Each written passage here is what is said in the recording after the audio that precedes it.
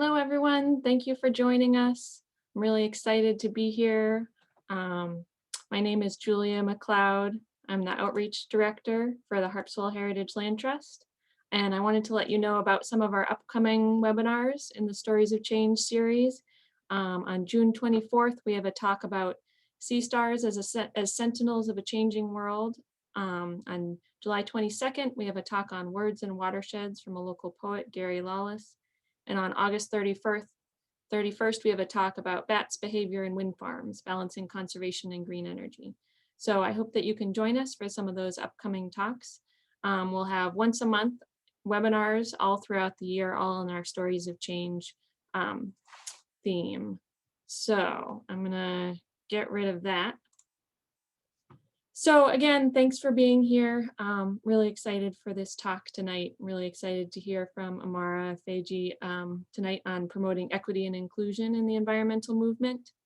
I am not going to spend the time to list her many honors, and there are many. It would take a while. I'd rather hear from her. But I did want to read a quote from a Press Herald article that was, I can't remember, a month or two ago. And this is from the executive director of the Maine Environmental Education Association, Olivia Grisette, who I think is here tonight. But she said, when doors open for her, even a crack, she just busts them open with her work ethic and her brilliance. So with that, I really want to spend the time hearing from Amara. So I'm going to pass it off to her. Actually, one more thing. We are going to have some time for questions at the end. So I encourage you to put your questions in the chat. If you look at the bottom of your screen, you'll see a little chat icon. You can click on that and type in your questions.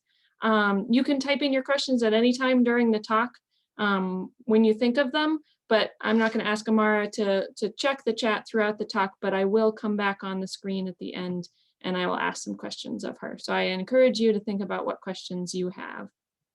And with that, I will pass it off to you. Awesome. Thank you so much, Julia. And to the audience, thank you so much for joining me this evening. I'm so excited to share a little bit about myself and my work with you all today. And before diving in, I wanted to add to Julia's introduction of me. And I'm thinking to myself, okay, so what are the 3 things that folks need to know about me that kind of encapsulates my being? One, I love color coordinating things. And I've always been that kid that has about 100 gel pens in so many different colors. 2, I could eat cookies and cream ice cream almost every day, specifically Ben and Jerry's. And 3, what you all came to hear a little bit more about today is that I have a very deep passion for the environment and for the natural world. So today I'm going to be talking about this passion of mine, sharing about my work, my vision for the environmental sector, and how the work that I do meaningfully contributes to this vision that I have for this sector. And I think, of course, the best way to start any story is from the beginning. And I think, Julie, you're going to start sharing my slides and we can get started.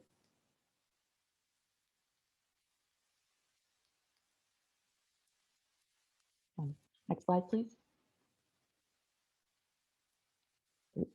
So here I have a picture of me and my cousins. I wanted to start here because I have a really strong connection with my family. It is the family connection that I have is my primary motivator in life and all that I do.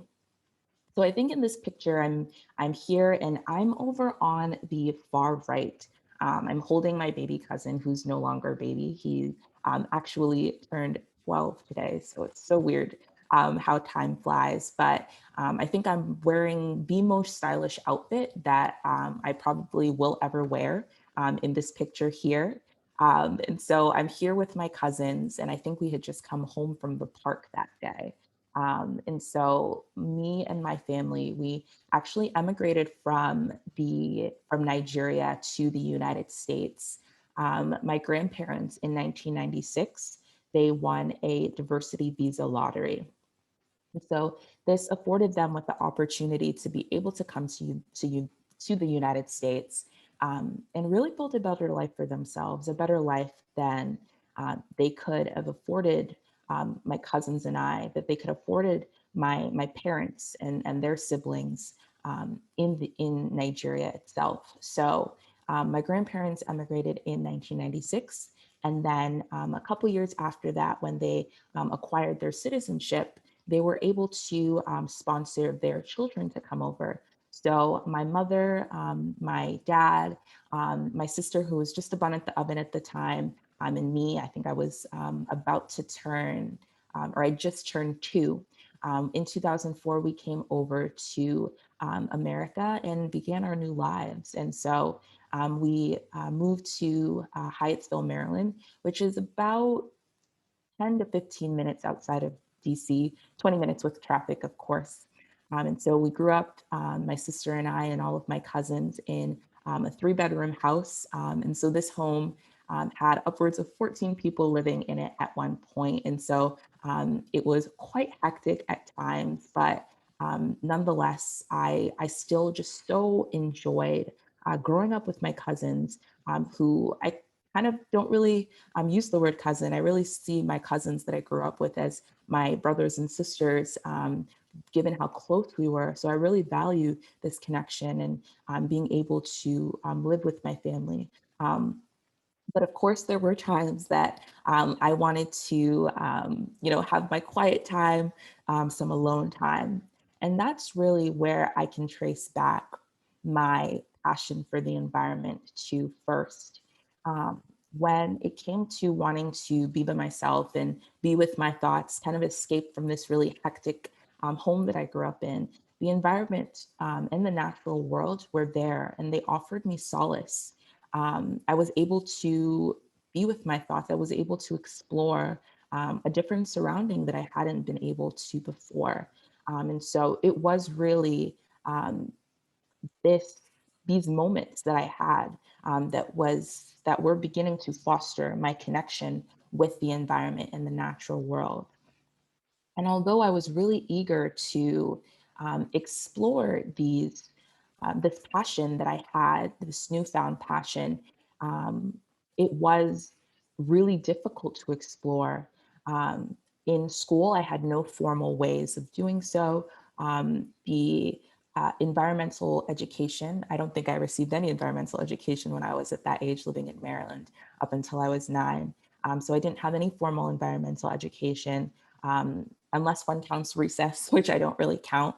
My parents were extremely busy going to school in the morning and then work in the evening, to take us out to the park and stuff. And even when they did find time, it was always a constant battle between my cousins and I, whether or not we should go to the arcade, Dave and Buster's, or the park. I don't know how I won these arguments, but there were some times where we were able to go to the park, and I just remembered being so just enamored with the world that I was exploring, digging up worms, collecting rocks, those really small, simple things that I had not had the luxury to be able to do, to be able to continue again to explore this newfound passion. I remember that there was this one time where I was in church service and my mother had just brought me this really cute pastel blue dress. And so we had gone outside to do something. I don't really remember what, but when everyone went inside, I did not follow. I actually stayed outside for the entire 2-hour long service. And so my mother was frantically searching for me after service had got out. And I was just, outside playing in the dirt. And I remember she was really horrified when she found me, because I had just completely ruined this dress that she had bought me. But I think that is probably a story that just really shows how, when I was growing up, there was no such thing as time when I was outside. There was no such thing as, Amara, come inside and eat. I could have spent my entire time exploring in the few opportunities that I was able to. In my family home, we had a little yard. And so when I always tried to go out and play in the yard, but this was not really a place that my grandparents or my parents or my aunts and uncles wanted us to play in. And I remember I was really confused of why they wouldn't want us playing outside. There was this one time I was playing in this yard, and my grandfather, he came and he sat me down on our porch. He said, Amarashuku, you know, you shouldn't be outside. Outside is not a place for you. And so as a kid, I was just really confused on why that was the case, why I couldn't, you know, explore my passion. Now I know it was out of fear that my grandfather was telling me these things because of something that I will come back to later, the generational trauma BIPOC folks have in engaging in the outdoors. Next slide, please. So in 2011, my family, we moved to Maine. My mother had a change of career. She had always advocated for education as the surefire way to success in the United States. And she always told my sister and I that. And she really led with example. At the age of 36, she went back to school in order to pursue pharmacy, which was her passion, growing up in a third world country where many people do not have access to the medication that they need.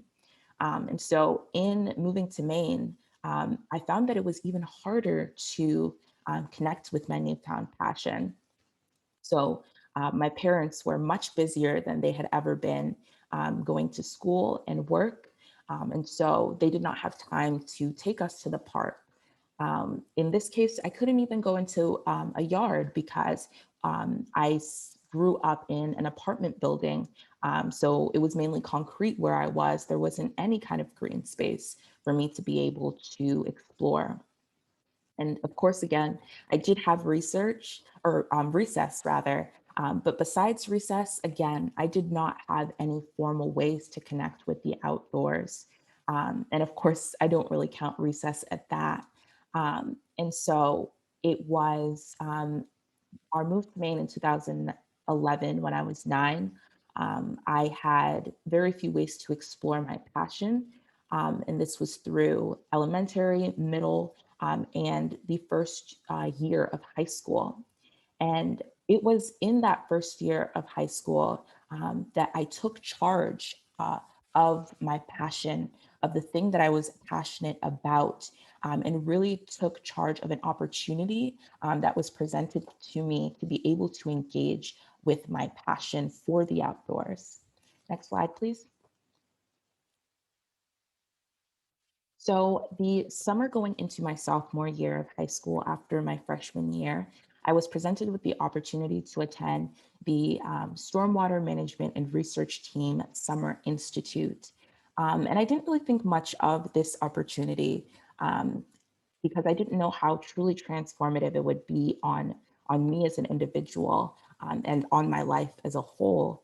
I thought this was a really cool opportunity to be able to go up to the University of Maine in Orono, to be able to connect with students from all across the country, and really just as a way to get out of the house that summer. What I didn't realize is that this opportunity would be probably the single most impactful opportunity in my life, because it was through this opportunity that I was able to solidify my passion for the environment, because I was now given a way, a more formal way of exploring my passion for the natural world. At the Institute, we went out water quality sampling each and every day, rain or shine. And it was a very rainy week that week, actually. So we would spend about 8 hours or so water quality testing.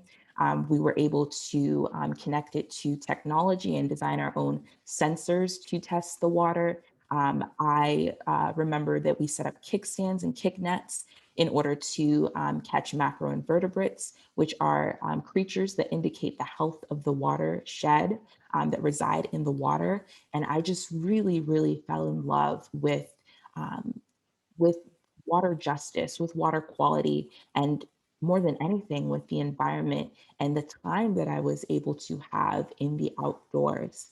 And again, I think this was probably the most impactful experience in my life, because I was given the opportunity to explore that which I was passionate about. Next slide, please. So after attending the SMART program, or SMART for short, is I did not want to, um, I wanted to make sure I made the most out of the opportunity that I had in exploring the natural world and engaging with the outdoors. So the summer of going into my sophomore year of high school, at this time, the Flint, Michigan water crisis was very highly televised. And I remember how I was just so taken aback by how so many individuals, hundreds of thousands of folks, did not have access to clean and healthy water. And how the local government was not really taking much of any action around the needs of these people, and how disheartening that was to see how the impact of pollution, how impactful it was for these folks in a negative way. And then the following school year, some drinking water fountains at my school were actually shut down due to elevated concentrations of lead. So heavy metal contamination was no longer a problem that I saw, from a distance in other communities. It was also one that was now directly impacting my own. So in taking, in making the most use out of the knowledge that I gained at the Stormwater Management and Research Team Institute, I designed a research project that would address heavy metal pollution and contamination. And so in this research project, I used plants and I used fungi in order to remediate heavy metals from stormwater. And I just remember I so loved research again as another really powerful opportunity to connect with the natural world, to connect with the outdoors. In growing plants, and having never done so, it was it was not a straight shot by any means in terms of my research. I had many oops moments. I had one year I had way too much fun during my winter break. And so I came back home that Sunday before school started, and I was horrified because half my sample size of plants had actually died because I did not water them, give them any nutrients for over a week. There was another time where I thought the fungi that I was using was viable, and that my plants were growing with this fungi present. But that was not the case. So 6 weeks before the science fair, I had to replant all of my plants and grow them again with viable fungi. But I'm really grateful for my oops moments because they were opportunities to learn. And again, further more opportunities to continue to explore what I was passionate about. So I did this research for 3 years, and I was really grateful that my junior year of high school, I was able to, I was awarded the third place overall at the Maine State Science Fair. And with this came the opportunity to go to the International Science and Engineering Fair in Phoenix, Arizona. And so there I was just so completely, I was taken aback by the magnitude of these projects that students were leading, and just really being in a room with so many like-minded individuals trying to make change in their respective fields. And so again, I was really incredibly grateful and fortunate that at the Science and Engineering Fair that I was able to receive best of category and first place in my category of plant sciences. And so I think it was not just receiving this recognition at the Science and Engineering Fair that was the thing that I took away, the single most thing that I took away from this experience. The single most thing that I took away from this experience was that when I was on stage at ISEF for short, I noticed that I myself was the only Black student who was on stage. And this really allowed me to see firsthand the disparities that exist when it comes to STEM. I had always known that there were disparities in STEM and who exactly um, enters into these fields, pursues their passions in these fields. And that was my first time of witnessing, wow, there are really stark disparities in this field. Um, and also, one of the single most compelling things to me that allowed me to see that I want to really make sure to bridge opportunities for students like myself who are um, disproportionately represented in STEM fields to have the opportunity to explore their passions. Next slide, please.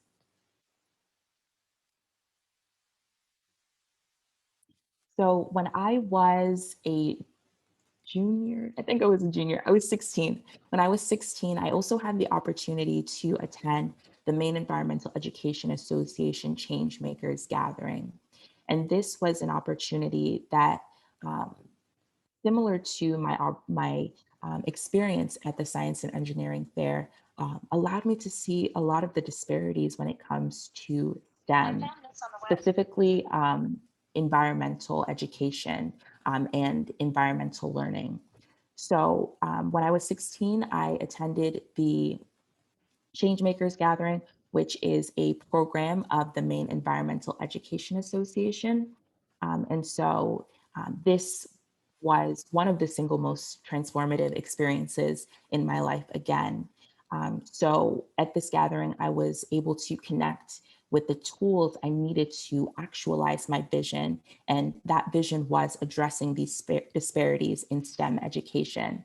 I just want to give a huge shout out to the executive director of the Maine Environmental Education Association, Olivia Grissett, who is on this call.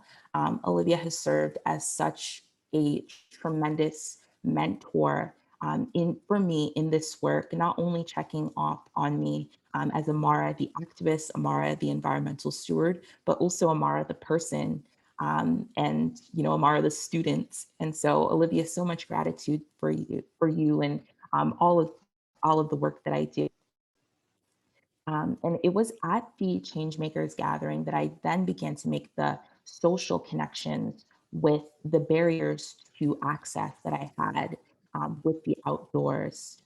I was able to hear from Vic Barrett, who is one of 21 youth suing the United States government in the Juliana versus the US government case for knowingly putting youth in harm's way when it comes to environmental exploitation.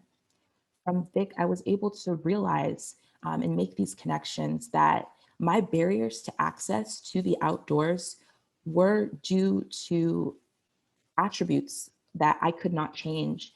Things like my socioeconomic status, my gender identity, as well as my race. So, as a BIPOC individual, as an immigrant, especially, there is a lot of generational trauma, as I mentioned earlier, when it comes to engaging with and connecting with the outdoors. Um, Historically, a lot of the violence that has been perpetuated against BIPOC folks has been in outdoor settings.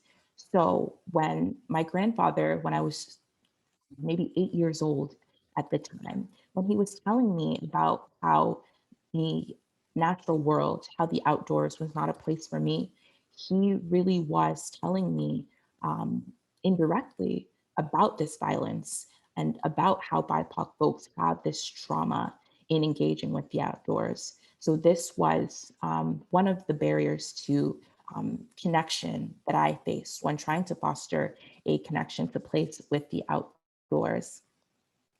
Additionally, my socioeconomic status was a barrier. Growing up in Maine, there is snow about 10 months out of the year. It is very cold. So, in trying to engage in the outdoors, one needs foul weather gear, snow pants, and snow boots, and things of that sort. But oftentimes, the trade off was okay, could we get Amara snow pants and snow gear and things of that sort? Or could we keep food on the table and can we keep the lights on? So again, socioeconomic status was a barrier for me in connecting with the natural world. My gender identity also was a barrier of sorts. There's a single story of who is supposed to be outside, who is meant to get dirty and play in the dirt and things of that sort. And it's traditionally, it has never been female identifying individuals. So that was another barrier that I faced in trying to foster a connection to place with the outdoors. So um, at the Changemakers gathering, as well as on stage at ISEF, I pieced together these disparities and these inequities. Up until that point, up until these moments, I had always looked at the environment in terms of a purely scientific lens, with research and attending the stormwater management and research team. That was the science that I could see. I did research, it worked, and I could see that climate change and things of that sort, environmental exploitation, were real. Um, and then it was through these opportunities, through these eye-opening experiences, that my lens shifted from a purely scientific lens to instead a social lens. In this social lens, I realized that so many individuals um, have this single stereotype of who is supposed to engage in the outdoors, and who is supposed to have these powerful outdoor learning experiences. So in shifting from this scientific to social lens, I really made a commitment to myself that I wanted to be a part of addressing these disparities and these inequities, in providing more opportunities for folks who have faced marginalization to explore their passions for the natural world. Next slide, please. So in doing just that, um, an opportunity came about, or rather a lack of opportunity. So I attended, again, the SMART program when I was going into my sophomore year. I did my junior year as well. But the summer going into my senior year, what happened is that the grant that funded the program, it ran out. So there was no more funding to run this program. And I just remember, having this program having such a profound impact on me, and solidifying my passion. And I thought it was a huge disservice not to have this program for other students who might have not had, an opportunity to have another formal, or rather a single formal opportunity to engage in STEM and environmental STEM. So after some thought, I decided that I wanted to kind of replicate this program in a sense, smaller for my high school. I wanted to engage primarily female identifying students from socioeconomically underserved backgrounds, who many of whom were also BIPOC as well, like myself, in really powerful environmental learning opportunities that would allow them to explore the passion that they might have not even known that they had. So over the course of 3 months, I was able to write and secure some grant funding for this program. I coordinated with my school educators and my principal, and so we had this program right after school closed. And so this program, the students in on the first day were telling me about how formal education had really failed them when it came to science. Um, these students were telling me about how the year that they had just completed, that would be the last science class that they took, because really they did not feel as though the education that they received allowed them to learn what they were passionate about. And so it was really disheartening to hear about how these students did not want to continue to explore STEM, explore the environment, because of a way of teaching that didn't really suit them. And so at the end of the program, the students had a completely different narrative. They were telling me about how they were so excited to sign up for their chemistry class, their biology class, how that they wanted to continue on in the program through the school year, how they wanted to pursue research. And so all of the students in the program, about 20 or so of these students did just that. We went testing, water testing for the local watershed in our area, the Penobscot watershed. And we did this every single week from late August all the way through February. And we were definitely pushing it in going out in February because at that point the water was no longer water. It was very much so ice. But I think that just really speaks to the passion these students had for being able to connect and have these different ways of exploring and learning about science. These students all conducted research, environmental research, and they were all they all received some kind of recognition at the Maine State Science Fair the following spring. And so this moment and this experience really allowed me to see that it was environmental education that I wanted to focus on. Uh, these students and hearing their testimonies and hearing how a different approach to learning had really transformed how they felt about STEM, how they felt about the environment, was what motivated me to focus on environmental education. And specifically, I wanted to work on connecting students who have faced marginalization in outdoor spaces to outdoor learning opportunities um, that are powerful and are accessible to these students. Next slide, please. So it was the spring of my senior year when I was 18. So it was just last year. For context, I had the opportunity to pursue a fellowship with the Maine Environmental Education Association and its Changemakers Youth Network.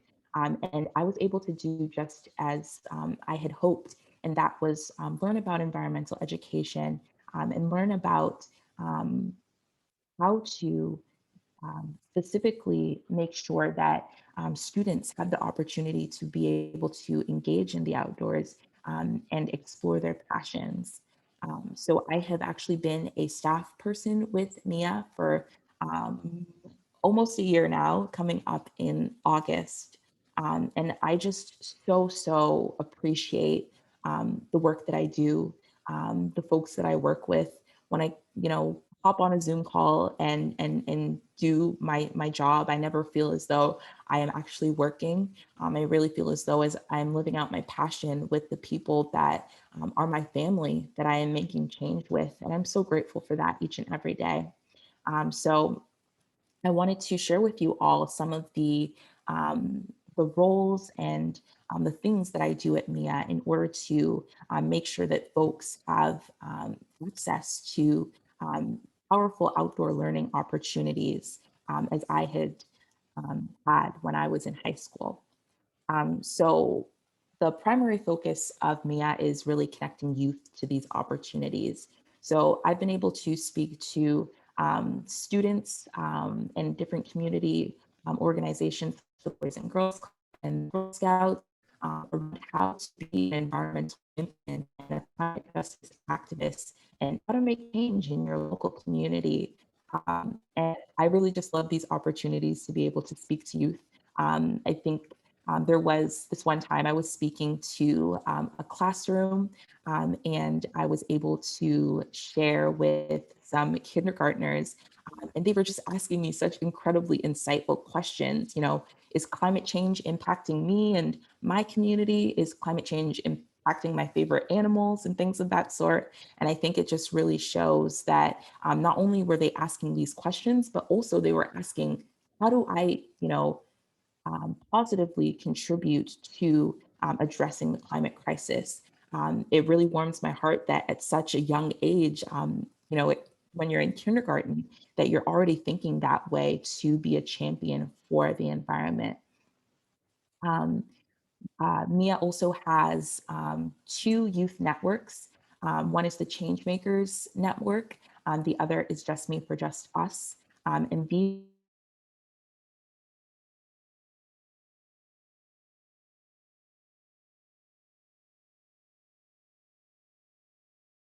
students, other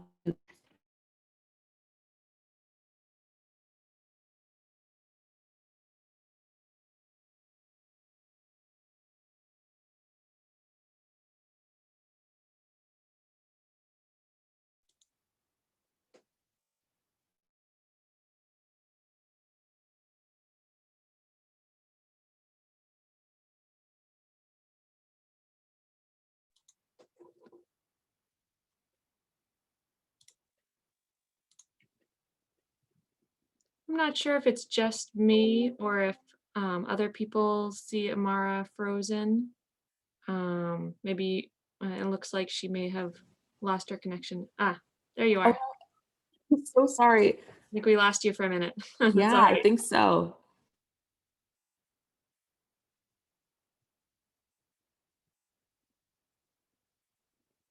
We may have lost her again.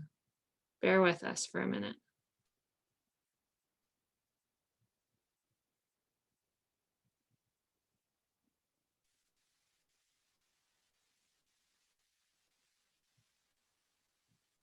How is it now? Can you seem to have Can you hear me unfrozen? all right, Julie? I can hear you Can you hear now. me? Yeah, Awesome. So sorry about that. it's all right. I think it's Happens. virtual organizing. So I don't remember where I left off at. I think just speaking about, did you hear about the youth work that Mia's focused on? Yes, I think we had Awesome, heard that. awesome. Just so yeah, just talking about that just briefly again, we just really try to make sure that at MEEA that we are connecting youth with really powerful outdoor learning opportunities so that they can become environmental champions. And this ties into our outdoor learning initiatives. We just closed our spring grant cycle for educators to request funding to implement outdoor learning in their classrooms. And we had another grant cycle back in the fall, and we were actually able to award funding to over 1/5 of all Maine public schools, which is just so incredible that so many educators will be able to have the opportunity to implement outdoor learnings in their classroom and provide these opportunities for their students. We also are a part of a consortium of organizations called the Nature-Based Education Consortium. And actually, just 2 weeks or so ago, a piece of legislation that the consortium was leading forward, HB 1087, All Maine Youth Outdoors, actually passed by the Maine State Legislature. And again, this piece of legislation will really focus on getting youth outdoors and commending educators for their efforts in getting youth outdoors. And then the last focus I have is directly on climate and specifically climate education. So again, at the Nature-Based Education Consortium, we do a lot of work there, and we actually have the Climate Education Task Force. And this is a group that is focused on advancing climate education for all youth in the state of Maine. We met with stakeholders on the Maine Climate Council Equity Subcommittee and the Maine Climate Council as well. And we were able to advocate for climate education being a part of the Maine Climate Action Plan. And there is actually a piece in the Maine Climate Action Plan around climate education. And so this year, we're really focused on advocacy and making sure that this proposed recommendation turns into legislation. I'm also on the Maine Climate Council Equity Subcommittee, and this group is tasked with ensuring that any piece of legislation or a bill that comes out of the Maine Climate Action Plan does not further disproportionately impact frontline communities, BIPOC communities, and other communities who have directly faced the brunt of the repercussions of the climate crisis. Um, and lastly, an effort that Mia is leading is we're organizing a Maine Climate Education Summit. And so this summit was going to really be focused on understanding the landscape of climate education in the state of Maine. There's so much incredible work going on in our state around climate education. So we're really looking to hear from educators, from students, and from community partners about how we fill the gaps in climate education and make sure that youth are really meaningfully receiving climate justice education. Next slide, please. So now I wanted to end with, what exactly can be done to promote equity and inclusion in the environmental sector?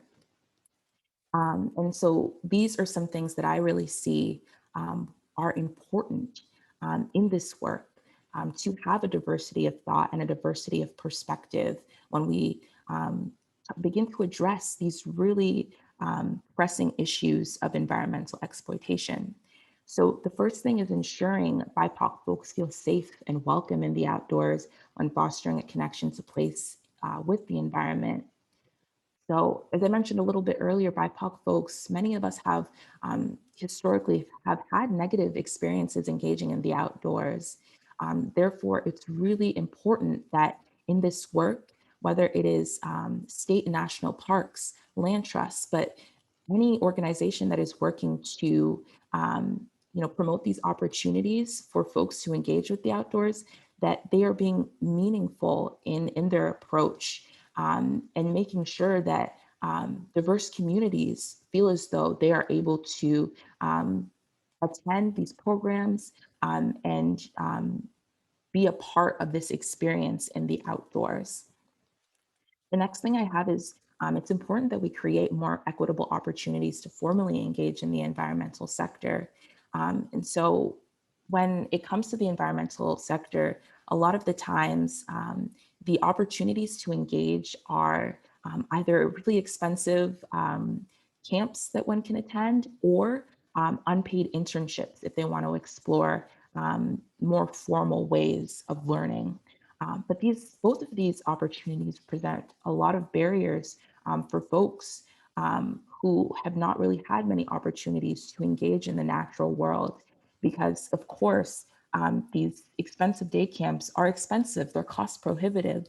But when it comes to an unpaid internship in environmental education or research, sometimes the trade-off is, okay, can I explore my passion, or can I, have a summer job that can help me pay for school, can help me pay for my family's needs and things of that sort. So there has been a single story of who can meaningfully engage in this work in formal ways. So it's important that we have opportunities that are equitable, that recognize the trade-off that folks have to make when it comes to engaging, um, and meet folks where they are, in order for them to be able to explore their passion. The last thing that I have is that it's important that we begin to address the inequities rooted in environmental exploitation, and the disproportionate impacts on BIPOC, lower income, and other marginalized communities. There is at MEEA, we have ways of being that we always read before our meetings. And one that really resonates with me is that we need to make sure that we are actively engaging those most affected by the decisions in the decision-making process.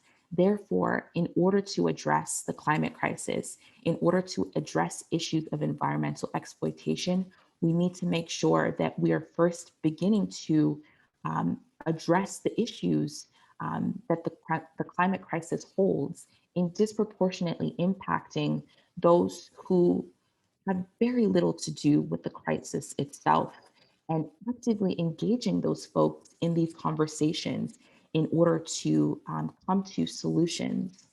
It's so important to get youth outside, specifically BIPOC folks, because in getting BIPOC folks and youth outside, they're able to create positive experiences that help to uh, cope with these negative experiences in the outdoors and the generational trauma BIPOC folks have. Also, fostering a connection to place with the environment is the first step to becoming an environmental advocate and activist, and ensuring that youth of today all grew up with a passion to protect our natural world and meaningfully contribute to the diverse perspectives needed to address the most pressing environmental issue our society faces today. Thank you all so much for allowing me to share my story and my work and my passion. I apologize for the tech difficulties. It's just the norm, I guess, with virtual organizing. But thank you all so much. And now I think I'm going to pass it over to Julia for the Q&A section.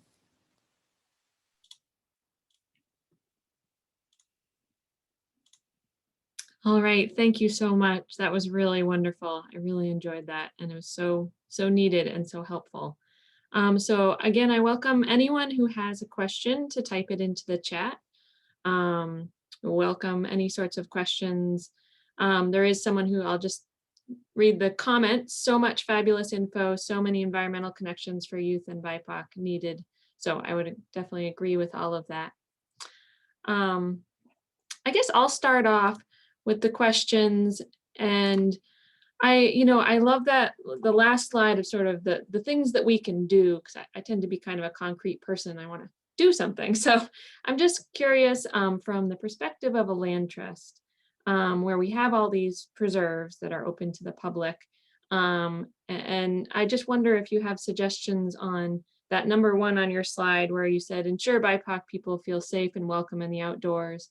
And if there's specific things that we could do on our preserves that would help, or in our communications around our preserves, on our website, wherever, that would help that be the case. Yeah, thanks so much for that question, Julia. To answer your question, I think it's really important that in uh, making sure that when one is promoting these opportunities, that there are different things in place that will make folks feel included. And so I'll take my experience at Acadia National Park, for instance. Um, and so I found that it has been really difficult if I want to explore a trail or a site, especially for members of my family who English is not their first language and things of that sort, reading signage and things of that sort. One will feel uncomfortable, unsafe if they are embarking on a trail and they don't know how to read the signs.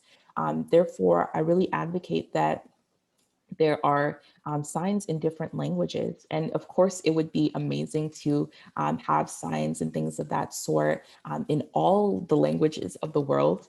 But I think it's important to look at our community when, seeing what would be the most feasible thing to do. So in Maine, of course, we have a really large Franco-American population, so French, of course.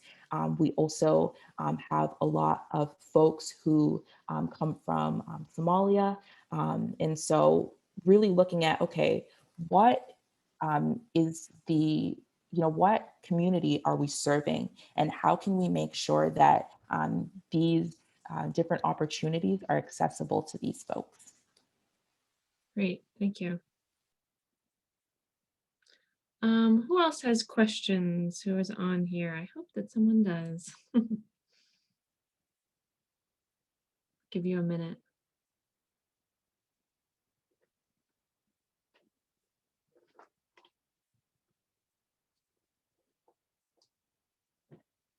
There is a question. It says, thank you so much, Amara. Do the environmental education programs you offer explicitly address themes of intergenerational trauma to help students unpack their feelings and experiences? Yeah. So within the environmental education program, specifically that MEEA offers, we always make sure that when it comes to our Changemakers network, especially, we have a 100-person gathering that we host each year. And this year it was, of course, virtual, but we make sure that in talking about the environment, that it's not just a conversation that is purely scientific, but intersectional in nature. So we offer different ways, ways to learn about the environment that are intersectional. So at our gathering this year, there was an amazing skill builder that folks could attend that was focused on the intersection of the environmental movement and tribal sovereignty. We had another one that was focused on how the environmental exploitation intersects with race. So students and youth are able to see that these connections exist, that they are there. And it really allows them to, like I did, take these things back to their experiences, the things that they've noticed in their communities, and just, I guess, marinate on um, the connections that they were able to recognize at the gathering and take it from there. Great, thank you.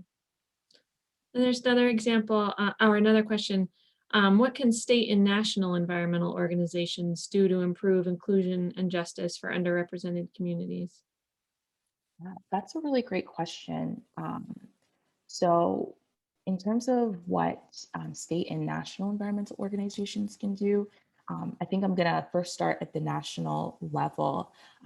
I just am so grateful for the really awesome climate and environmental initiatives with the current administration that we're in, both at the national and the state level. So in particular, the Justice 40 initiative that the Biden administration has right now under the Department of Energy.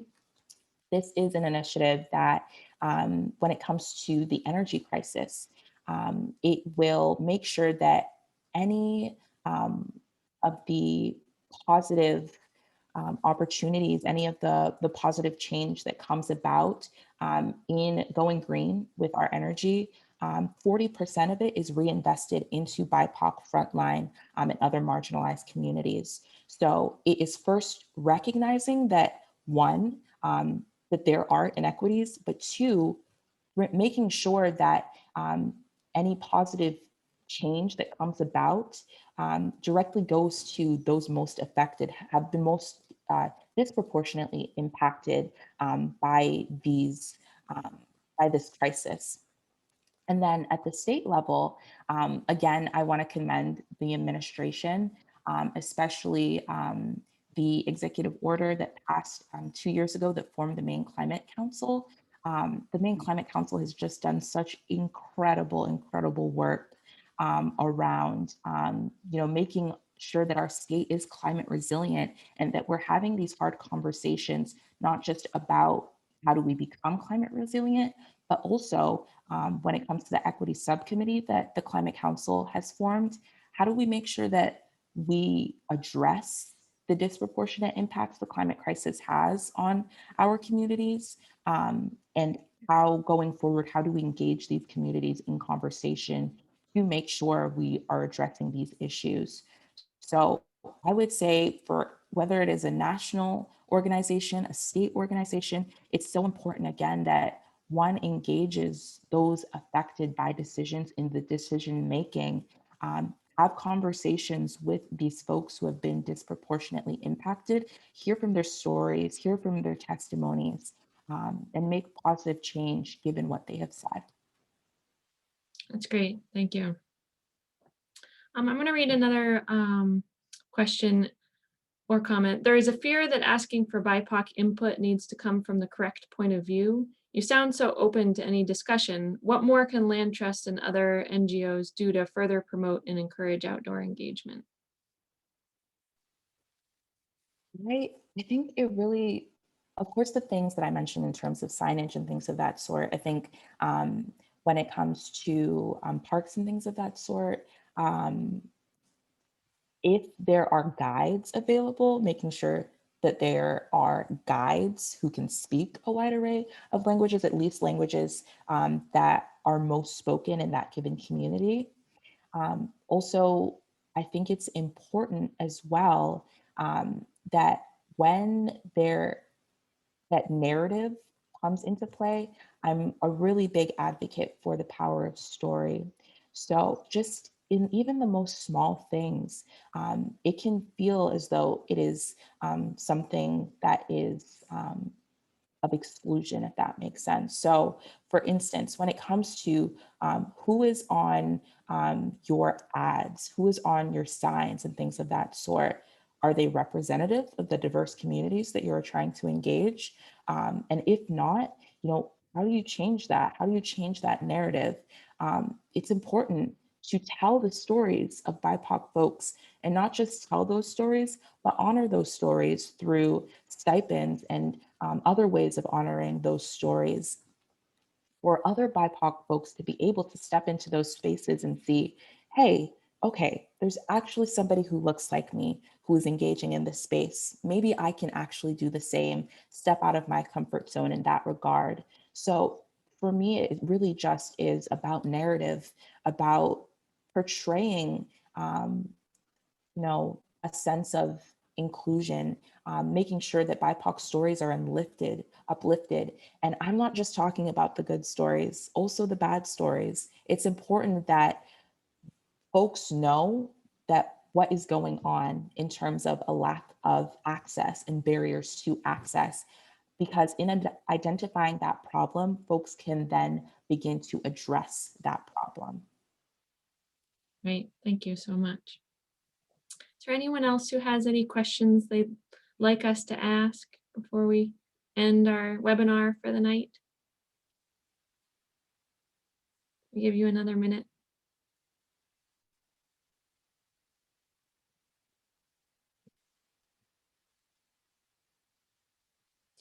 I guess I'll ask another question, sort of a selfish one from my perspective as an educator. So I do spend a decent amount of time teaching the students at Harpswell Community School, which is our local elementary school, and bringing them outdoors. And I'm just wondering if you have any suggestions. I mean, it was really interesting what you were saying about the high schoolers who you were working with during that summer, saying that, formal education wasn't serving them, that science wasn't allowing them to pursue the things that they are passionate about. So I'm curious what your suggestions are for someone who teaches outdoors, teaches elementary school students outdoors.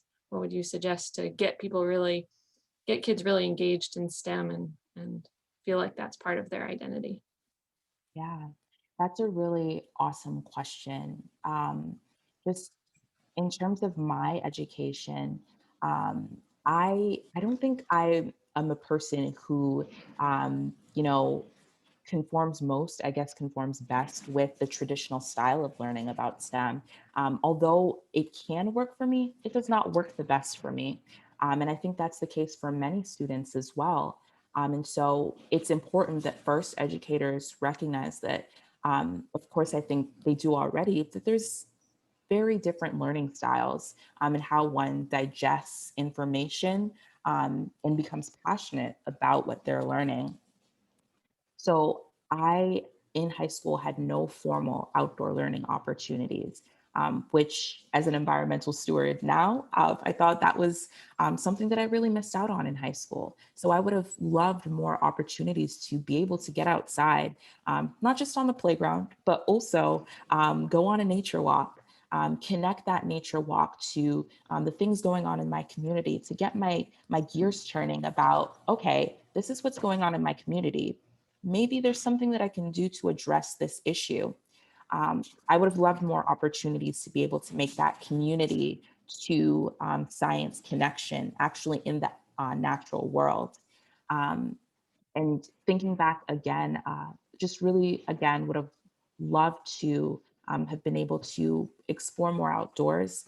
And I think what I'll close with is that yes, it's amazing to be able to learn about the environment, to learn about the climate crisis, but it's a completely different experience to be able to see how the climate crisis is impacting the community. So allowing students to maybe go out into the community and explore that, that would have been just such a transformational opportunity for me when I was growing up.